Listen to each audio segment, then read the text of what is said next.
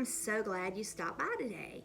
Today we're going to have a tour of the winter decor as we've changed out from Christmas, moved into winter for January, this cold and blustery weather that we're having, and it just makes my heart happy to warm up the house and make it all cozy with greenery and changes here and there. It makes me feel like I have lots of new things when I just do some rearranging. And this time I've gone with a black and white theme for the winter decor. I hope you like it. I'll tell you a little bit about the bits and pieces along the way, tell you where I got them and what my motivation for using them was. Also, I have a couple of new things to show you, and I'll tell you about those too. Let me say right here, thank you so much to those of you who supported my last video. It was an after Christmas tour, and I really didn't know how it would be received, but you guys are so gracious and kind, and I really appreciate your support. And hello to all of you new subscribers who joined us as a result of that video. I hope that you enjoy the content that you find here in our old 1900 Georgia farmhouse. And also, I would love it if you would head over to my blog, southernbellahome.com, where I talk all about healthy and wholesome farmhouse living with gracious Southern style. I think you'll enjoy some things that you find over there also. And I'm planning to really get the blog and the YouTube channel cranked up this year, and I hope that you'll join us and just come along for the ride. So let's get started on the tour, and I'll see you when it's done. Well, our tour starts right by the front door of our old farmhouse, and here we keep a seasonal vignette. This time for winter, I have a rusty wall bucket full of fresh greens and a few winter picks. Hanging below a picture that says, "As for me and my house, we will serve the Lord." And this sits right next to an antique bureau that we purchased this year at a local antique store, and it houses all of our table linens. It's also such a fun spot to decorate, and it welcomes everyone first thing when they come through the door of our farmhouse. Next to the bureau, you'll see an old record player that we purchased at a local thrift store. It works great, and we really enjoyed listening to records at Christmas. Next to it sits our new sofa. I've always wanted an old sofa, one with those graceful, curvy lines and beautiful feet, but my husband really wasn't crazy about the idea of having to have a sofa redone. So we compromised, and we found this one that's almost brand new on Facebook Marketplace. It had all of those curvy lines that I wanted, and it even had nail head trim that matched an ottoman that we already had. It has those graceful, curvy lines, but it also has leather for a manly touch. You know, you have to have a little of both. And I made new pillows. One pillow has fabric that looks like a cable knit sweater, and behind it sits pillows that are made out of a corduroy fabric. Above that hangs some vintage lighting sconces that I purchased locally from an individual who had advertised them on Facebook Marketplace, and they're mounted onto some heart pine that was harvested from a local historic home that was being torn down. Now, in the middle here above our sofa is a beautiful family heirloom.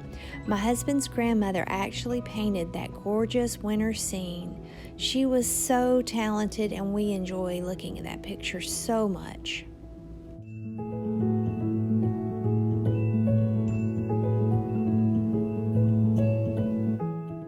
In my Christmas tour, I showed you these real, authentic, very old sleigh bells, and I told you I was going to let you hear them. Isn't that such a beautiful sound?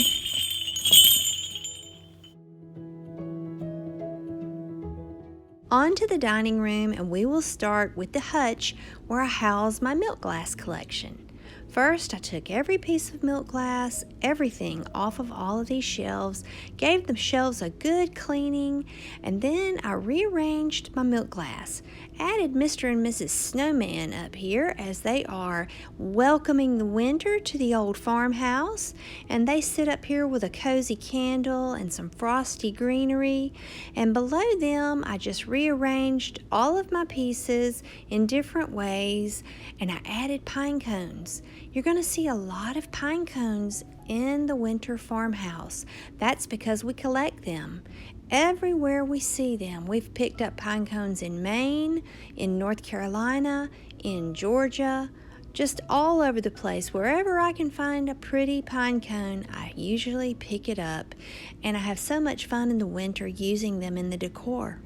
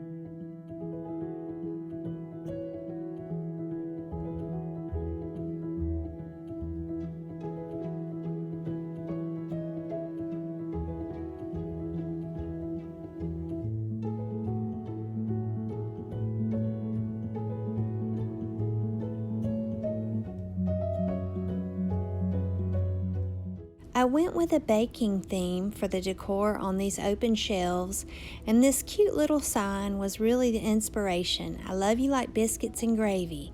I mean, this is the South, and we love our biscuits and gravy.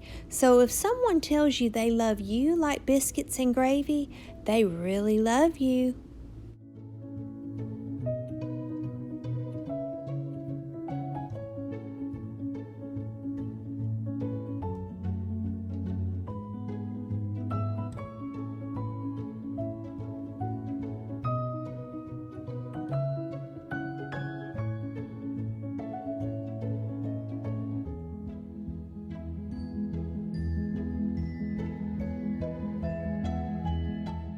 Up here with my collection of mashers and my alembic steel, I have this precious little set of salt and pepper shakers, probably from the 30s or 40s, and they look like little miniature icebox refrigerators. I think they're just adorable.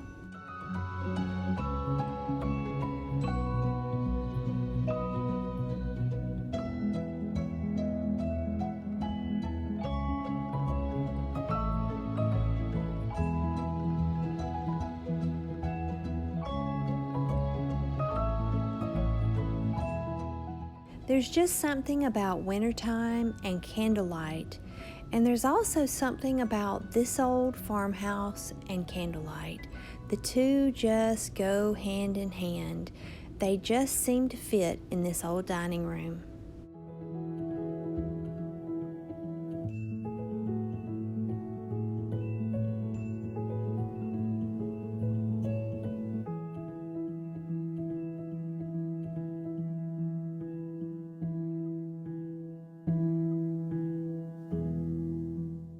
The smell of fresh cedar is just unbeatable.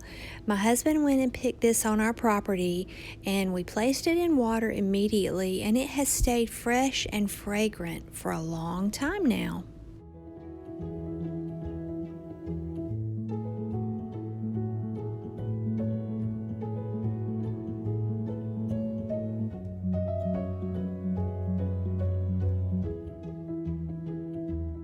I have a few more of these aluminum vintage trays that I'm thinking of adding to this little section of wall in the dining room, or I could even put more over the buffet. Let me know what you think in the comments below. Should I add more? And then also I wanted to show you this little chair. I don't think I've ever shown it on any of my videos before. It's an old office chair that my husband and I got at a yard sale, and it had really damaged leather on the back of the seat, but it had such beautiful detail, and I thought the oak was such a gorgeous color. So I went to a local thrift store and bought a fitted ladies' leather jacket that had somewhat of a curved back on it, and I cut it into pieces, and I actually attached it to the chair in the place where the torn leather was, and I used nail heads to mount it to the chair, and it's done great. It's lasted for about 7 years now like that.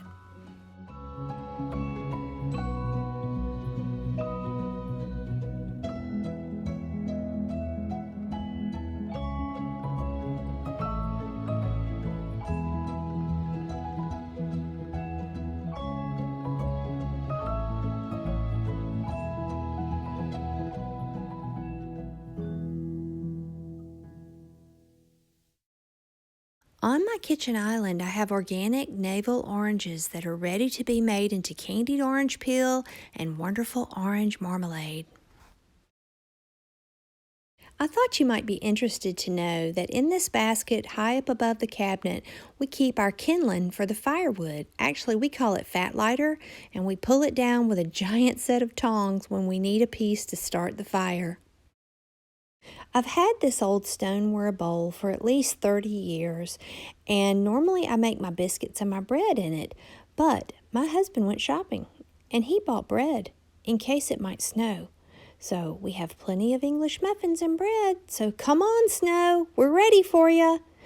And my old brown dripware is here waiting to be put into the buffet where I house that collection. Atop the old kitchen scale, I have a bowl of wheat berries waiting to be ground into flour. And in front of the old scale, I have the Carrara marble mortar and pestle that 2 of my boys gave me last year for Christmas to use for my herbs. Next to that, this jar of nuts, they're Brazil nuts, and I take those like I would take a vitamin supplement for the selenium. Right through the window there, you see the living room. And over next to the sink is the little area where I use vintage containers to keep all of my cooking necessities. Recently, I purchased this vintage 2-cup measure. You wouldn't believe how often I use a 2-cup measure. I never knew before how much I needed it until I found it. Now, in these different containers, I house the salted butter and the white sugar, the sea salt and olive oil spray, unsalted butter, garlic powder, and here I have my own onion powder in that little jar, and it sits in this little Fire King 1-cup measure. I have gray salt and our honey. And this sits on top of a vintage tray, which is also sitting on top of another tray. I use the bottom tray kind of like a pedestal for the old vintage tray. And here's a little tip for you. If you ever have salt and pepper shakers that get broken or get rusty and you have to throw them away, keep the stoppers, because I see so many beautiful antique salt and pepper shakers that have no stoppers. So always keep those stoppers, put them in a little bag, and then when you find a cute vintage set, you'll have the stoppers ready to go. One of my sons gave me that beautiful white urn to hold all of my utensils for Christmas this year, and I need to find another one to match it for the wooden spoons. As you can see here, our little hens have been busy. Up here on my stove, I have seasoning mixes that I make myself. The Tuscan herb salt is almost gone. That tells you how good it is. See, even more eggs over here in the corner. Lots of eggs, and we give lots of eggs away, so our little girls are doing great. I love my little vintage bacon drippings crock. If you ever see one, pick it up. At any given time, you're going to see a stack of cast iron skillets and Dutch ovens on our stove because they're used so often. This one is full of chili, today's lunch.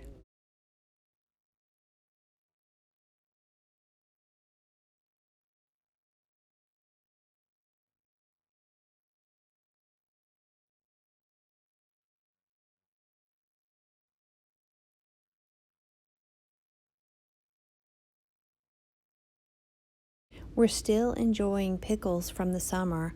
I pulled this jar out of the refrigerator a little while ago to make room, and I've got to put it in a smaller jar because we've eaten most of them. I can't wait to get started on the orange marmalade and the candied orange peel.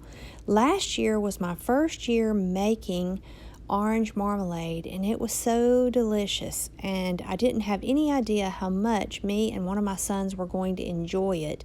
When I came across these organic navel oranges, and they're from the USA, I found them at Fresh Market, and really they were almost as good of a price as the ones from Azure Standard, and I could see them, I could pick them out and not worry that they would not be fresh. So I was happy to get those. Definitely a whimsical touch, but I have this large lucite snowflake, and it kind of has a rainbow prism that it picks up when the light hits it. So I hung it from the chandelier, and it just creates a beautiful sparkle in the middle of the room. It's kind of, like I said, it's kind of whimsical, but it just brightens my day and makes me happy. So is there.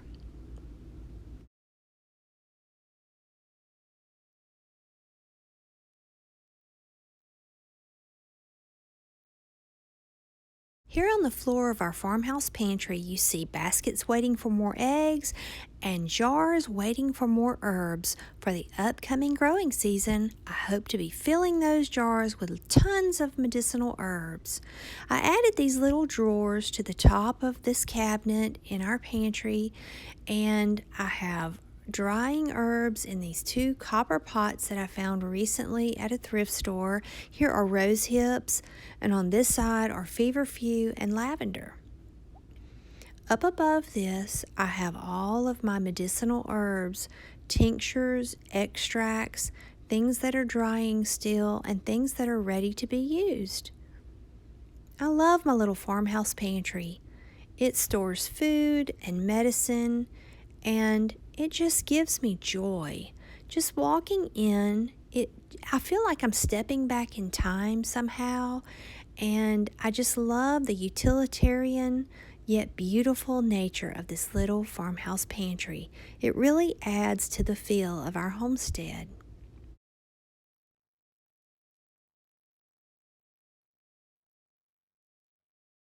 God is good, y'all. Ain't that the truth?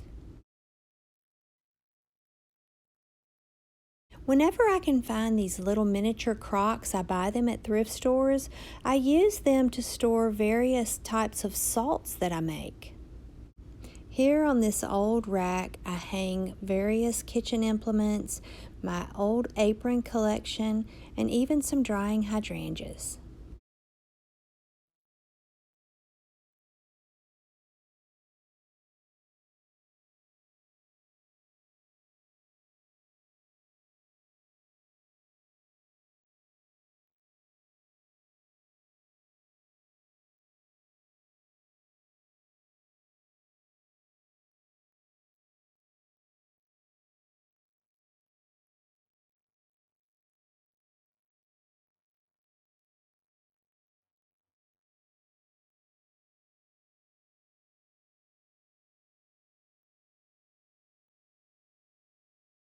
My husband built this trash can out of beadboard and pine so that it would blend perfectly with my old pantry.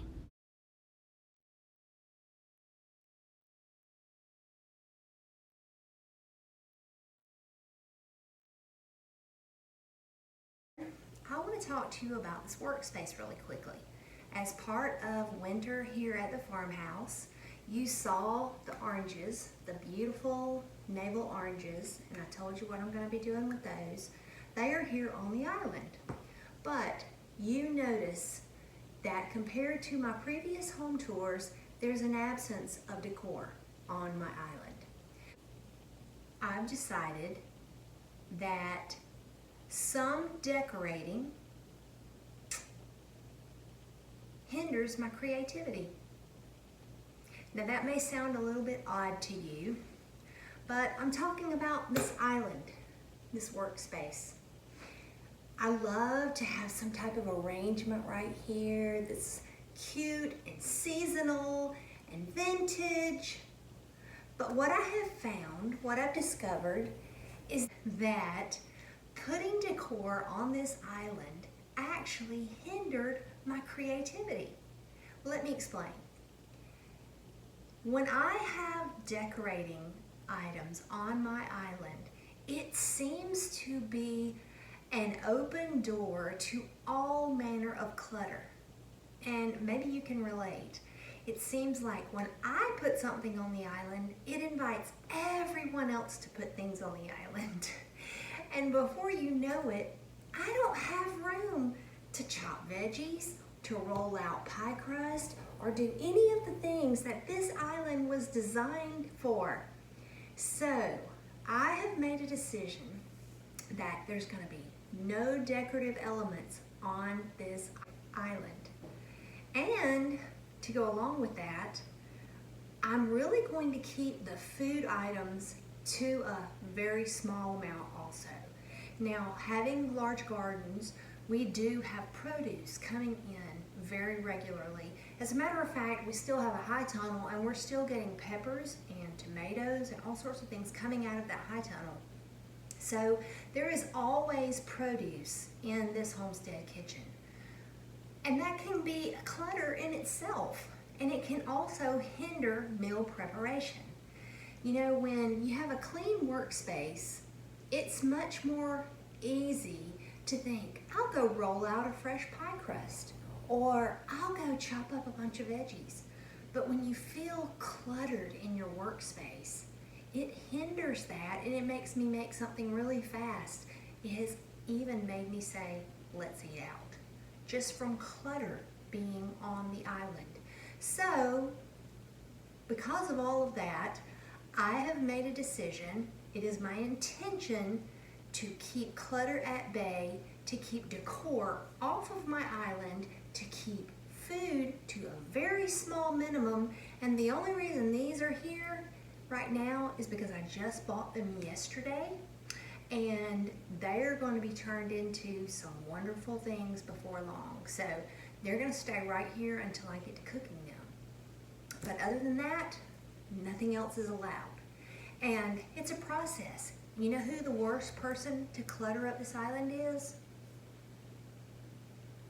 Me. You wouldn't know it, but I'm a clutter bug. So anyway, just a little side note on our little tour. I just wanted to tell you why you don't see any decor on the kitchen island, and you won't be seeing any decor on the kitchen island in the coming year, as far as I know right now. The changes for winter decor in our bedroom are very simple. Just a few basic changes in the linens on our bed, like taking the plaid cover off of the bolster pillow and reversing our duvet.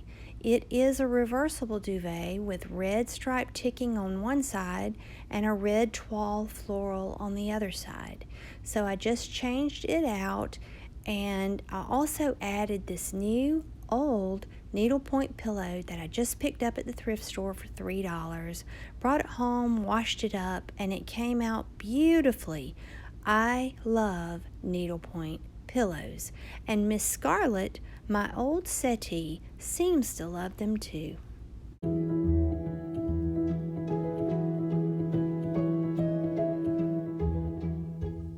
The only change that I made to the floral arrangements on either side of the bed was to take the gold bow off of each container.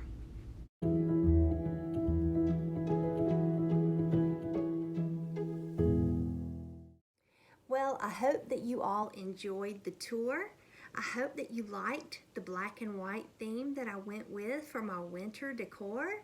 Comment below and tell me what was your favorite thing that you saw on the tour.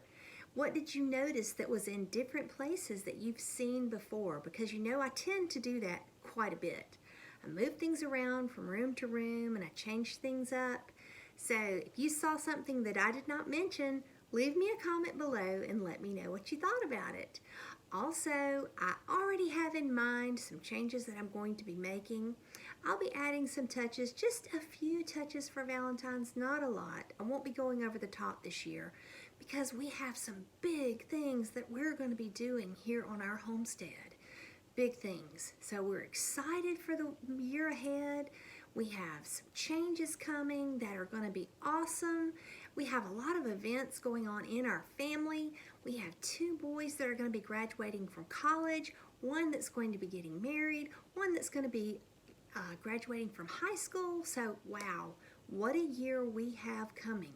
And along with that, we're going to be building something pretty spectacular here on the homestead. So I'm really excited about that, and I'll be sharing more of that with you later. So for today, friends, that's all for the video, and may you keep home sweet, and may the good Lord bless and keep you until the next time we talk. See you later, friends. Bye, y'all.